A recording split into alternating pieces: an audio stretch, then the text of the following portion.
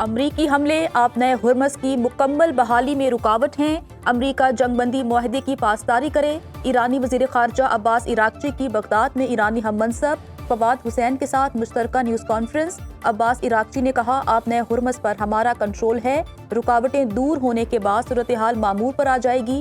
لبنان پر اسرائیلی حملے اب بھی جاری ہیں، جنگ کا تسلسل پورے خطے کی تباہی کا سبب بنے گا۔ عراقی حکومت نے ایران پر کیے جانے والے حملوں کی شدید مذمت کی، بغداد کے ساتھ اسٹریٹجک تعلقات کو وسعت دینا چاہتے ہیں۔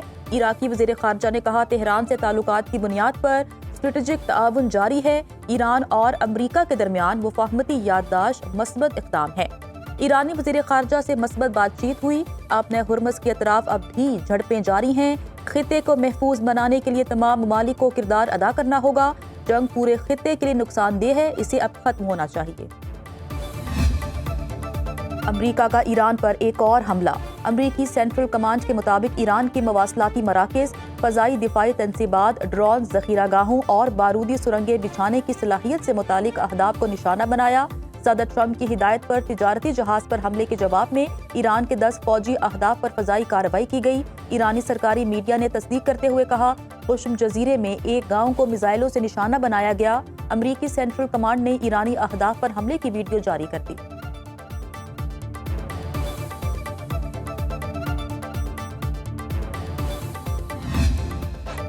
ایران کے بحرین اور کویت میں امریکی تنصیبات پر جوابی حملے۔ کویت میں علی السلم ایئر بیس، بحرین میں امریکی ففتھ فلیٹ کو بیلسٹک میزائلز اور ڈرون سے نشانہ بنایا۔ پاسداران انقلاب نے کہا، دشمن کی جارحیت کا منہ توڑ جواب دیا جائے گا۔ عبوری معاہدے کے تحت آبنۂ ہرمز میں ٹریفک کو کنٹرول کرنے کے انتظامات ایران کے پاس ہیں۔ خلاف ورزی پر ماضی کی نسبت زیادہ سختی سے نپٹا جائے گا۔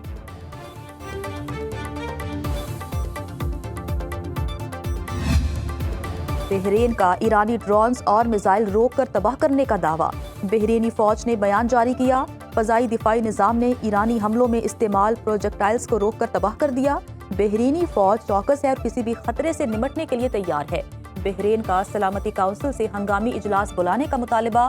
کویت کی ایرانی حملوں کی مذمت۔ قطری وزارت خارجہ نے کہا، ایران کی جانب سے کویت پر تازہ حملے ملک کی خود مختاری کی کھلی خلاف ورزی ہے۔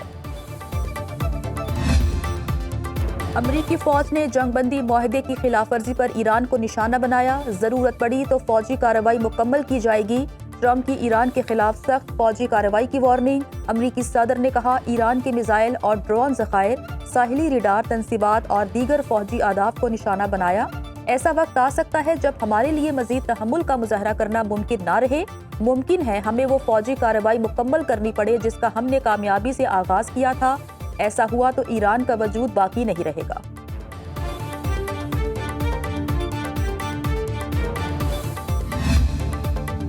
امریکی حملے مفاہمتی یادداشت کے تحت جنگ بندی کی کھلی خلاف ورزی ہیں۔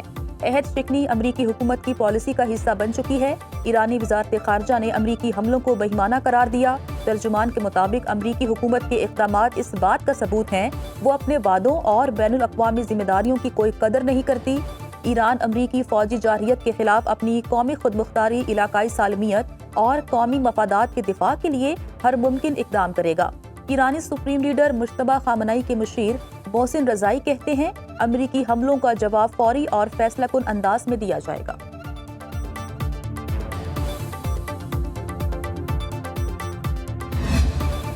نائب وزیر اعظم اسحاق ڈار کا بحرین کے وزیر خارجہ ڈاکٹر عبداللطیف بن راشد الزیانی سے ٹیلی فونک رابطہ۔ اسلام آباد MOU پر دستخط کے بعد علاقائی صورتحال پر تبادلہ خیال۔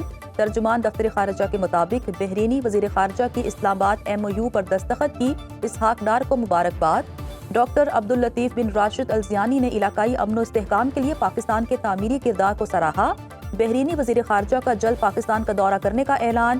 کہا، وہ وزیر اعظم شہباز شریف اور فیلڈ مارشل سید عاصم منیر کا ذاتی طور پر شکریہ ادا کریں گے۔ اسحاق ڈار کا عالمی امن کے لیے مذاکرات اور سفارتکاری کے فروغ کے عزم کا اعادہ۔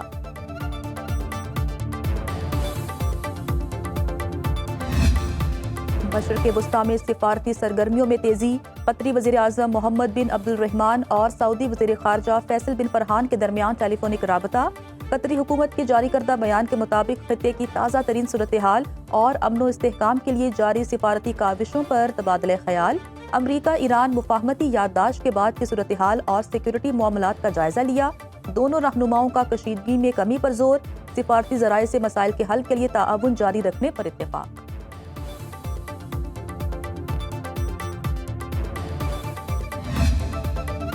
امریکی سرپرستی میں لبنان اسرائیل فریم ورک معاہدے کے بعد اہم سفارتی پیش رفت، لبنانی صدر کا امریکی ہم منصب سے ٹیلی فون پر رابطہ، ڈونلڈ ٹرمپ کا لبنان کے لیے مکمل حمایت کا اعادہ، کہا امریکہ لبنان میں امن و استحکام اور معاہدے پر مؤثر عمل درآمد کے لیے ہر ممکن تعاون فراہم کرے گا، لبنانی معیشت اور سیکورٹی اداروں کی معاونت کی جائے گی، جلد لبنانی صدر کا واشنگٹن میں خیر مقدم کروں گا، صدر جوزف اون نے کہا امید ہے امریکہ اسرائیل پر جنوبی لبنان سے انخلا کے لیے دباؤ ڈالے گا۔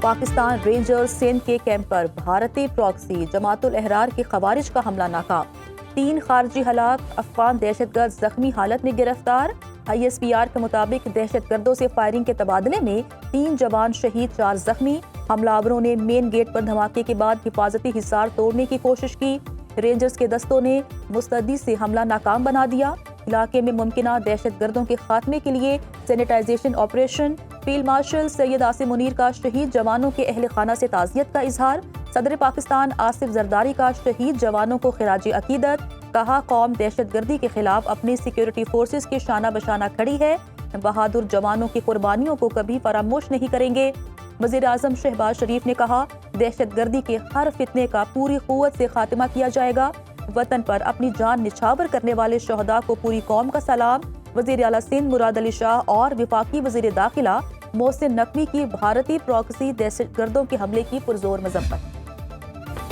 آزاد کشمیر قانون ساز اسمبلی انتخابات کی تیاریاں، پیپلز پارٹی نے 35 امیدواروں کا اعلان کر دیا، افضل شاہد، قاسم مجید، یاسر سلطان، چودھری سہیب، چودھری پرویز اشرف کو پارٹی ٹکٹ مل گیا، ملک ظفر، جاوید اقبال، چودھری یاسین اور چودھری اخلاق امیدوار نامزد، سردار قمر زمان، فیصل ممتاز راٹھور، سردار امجد، یوسف سردار، سعود صادق، سردار یعقوب، سردار عابد خان اور سردار فہیم اختر ربانی شامل، میاں عبدالوحید سردار، جاوید ایوب، بازل نقوی، سردار مختار خان، مباشر منیر اوان، اشفاق ظفر اور دیوان علی کو ٹکٹ جاری، مہاجر نشستوں پر کرنل ریٹائرڈ قدیر چوہان، چودھری آصف گجر، چودھری احسن گجر نامزد، شاہین کوثر ڈار، راجہ شاہد اور چودھری فخر زمان شامل، عامر لون، غلام عباس میر، جاوید بٹ، راشد اسلام بٹ اور عبد المجید خان امیدوار نامزد، پارٹی قیادت کی امیدواروں کو انتخابی مہم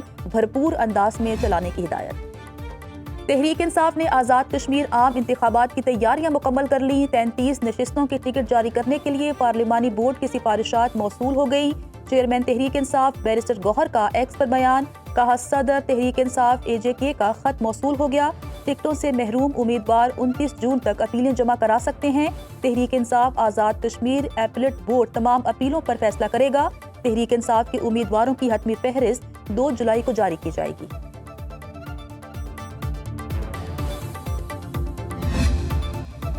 بلاول بھٹو سندھ کے حقوق نہ ملنے پر صدر زرداری اور چیئرمین سینٹ کا استعفیٰ لائیں، MKM کے 2 وزراء کے استعفے مل جائیں گے، اپوزیشن لیڈر سندھ اسمبلی علی خورشیدی کا چیلنج، بجٹ اجلاس سے خطاب میں کہا وزیر اعلیٰ بجٹ بحث کے دوران موجود رہے جو قابل تعریف ہے، بجٹ میں ہمیں حکومتی بصیرت غائب نظر آتی ہے، یہ بجٹ سندھ کی عوام کو خسارے میں لے کر جا رہا ہے، سندھ حکومت مسائل کے حل کے لیے پالیسی نہیں دیتی، لاہور میں پیپلز پارٹی نہیں تھی اس لیے ترقی ہوئی، جب تک اختیارات کی منتقلی نہیں کریں گے مسائل حل نہیں ہوں گے۔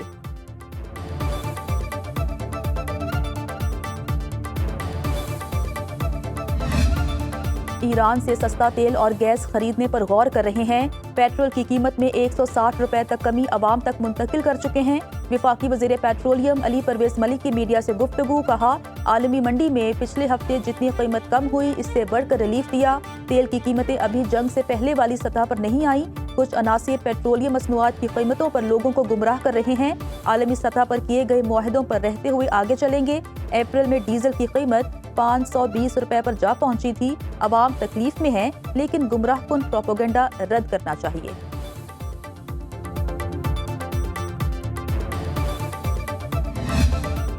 پیٹرولیم مصنوعات کی قیمتوں میں کمی کے ثمرات عوام تک نہ پہنچ سکے۔ ملتان میں شملہ مرچ 400، ٹماٹر 320 روپے کلو بکنے لگے۔ اسلام آباد میں پیاز 380 روپے، ٹماٹر 165 روپے کلو دستیاب۔ لہسن کی 50 روپے کلو زائد وصولی، 300 روپے کلو فروخت۔ پشاور میں ٹماٹر 250 روپے کلو ہو گئے۔ کراچی میں بھی اشیاء خورنوش کی قیمتوں میں کمی نہ آ سکی۔ دکانداروں نے ذخیرہ اندوزوں کو ذمہ دار ٹھہرا دیا۔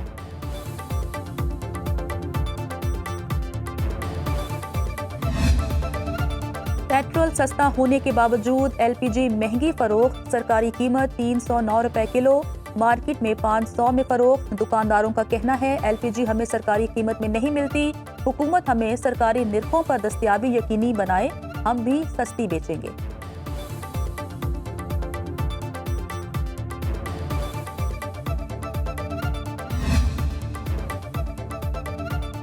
وینزویلا میں زلزلے سے ہلاکتوں کی تعداد 1430 ہو گئی، 3000 سے زائد افراد زخمی، 3142 لوگ بے گھر ہو چکے، 50,000 افراد لاپتہ ہیں۔ ملبے تلے دبے افراد کے لیے زندگی کی امید دم توڑنے لگی۔ 72 گھنٹے بعد ساحلی ریاست لاگوئر میں ملبے سے 2 خواتین کو زندہ نکال لیا گیا۔ امریکہ، کولمبیا، چلی، میکسیکو، اسپین، فرانس، چین اور دیگر ممالک کا امدادی سامان، طبی عملہ اور خصوصی ریسکیو ٹیمیں بھیجنے کا اعلان۔ جرمنی میں گرمی کا 6 سالہ ریکارڈ ٹوٹ گیا، پارہ 41 ڈگری سینٹی گریڈ سے بڑھ گیا۔ اسپین میں 5 روز کے دوران ہلاکتوں کی تعداد 325 سے بڑھ گئی۔ فرانس میں 109 افراد لقمہ اجل بن گئے۔ برطانیہ میں پارہ 37، سوئٹزرلینڈ میں 38 degree centigrade record. Denmark میں 150 سال بعد درجہ حرارت 36.6 ڈگری سینٹی گریڈ رہا۔ انگلینڈ، اسکاٹ لینڈ اور شمالی آئرلینڈ کے مختلف علاقوں میں طوفان کی وارننگ۔ 24 گھنٹے کے دوران 63,000 سے زائد بار آسمانی بجلی چمکی۔ طلب بڑھنے سے کئی علاقوں میں پاور بریک ڈاؤن، 700 سے زیادہ پروازیں تاخیر کا شکار۔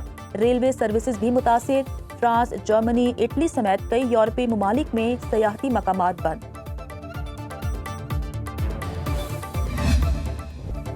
ملک میں آج سے 3 جولائی تک پری مانسون بارشوں کی پیشگوئی۔ شکرگڑھ، کرتارپور اور گرد و نواح میں موسلادھار بارش۔ گلیان ندی نالوں میں تبدیل، بچی بجلی غائب۔ این ڈی ایم اے کا گلگت بلتستان، کے پی اور آزاد کشمیر کے دریاؤں اور ندی نالوں میں طغیانی کا الرٹ۔ شمالی علاقوں میں گلیشیئر پھٹنے، اچانک سیلاب اور لینڈ سلائڈنگ کا بھی خطرہ۔ ہنزا، نگر، غزر، سکردو، شگر، گانچے، کھرمنگ، استور، دیامر، چترال اور سوات کے مکینوں کو احتیاطی تدابیر اختیار کرنے کا مشورہ۔ صوبائی ڈیزاسٹر مینجمنٹ اتھارٹیز کو ممکنہ ہنگامی صورتحال سے نمٹنے کے لیے الرٹ رہنے کی ہدایت۔